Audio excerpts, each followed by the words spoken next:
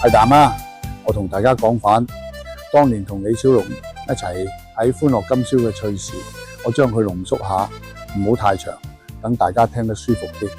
好多人見過我同李小龍嘅合照，以為係正式訪問，其實唔係嘅。嗰日係節目休息時間，我哋一眾朋友一齊去食飯傾偈，坐埋一邊傾偈。我同佢本身就好老友，所以大家都好放鬆。李小龍呢個人真係超 nice， 性格好好，仲特別中意整蠱人玩。佢最中意扮飛踢，成日同大家玩呢啲小把戲，次次都搞到大家笑到碌地。有次佢做飛踢動作，我仲差點中招添，真係又好笑又驚喜。我最記得有一晚係 TVB 生日，歡樂今宵搞慶祝。當晚嘅環節本來預咗係靚女從大蛋糕入面走出來，點知最後係李小龍從蛋糕度跳出嚟。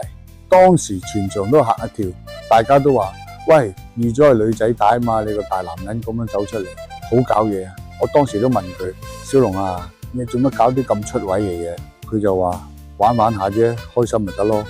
換轉係第二個人，你叫佢做呢啲搞怪嘢，多數都會推搪話：唔好啊，唔得㗎。但係李小龍就完全唔一樣，好爽快，夠大方，即刻應承，真係好信得過。夠老友，佢就係咁樣一個真性情，又好玩又 nice 嘅人。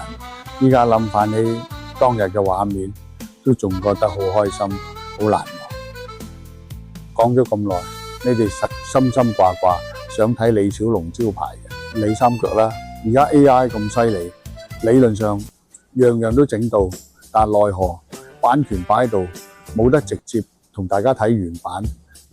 咁啦，不如等我哋即興示範一腳，整翻個低配版過下癮先。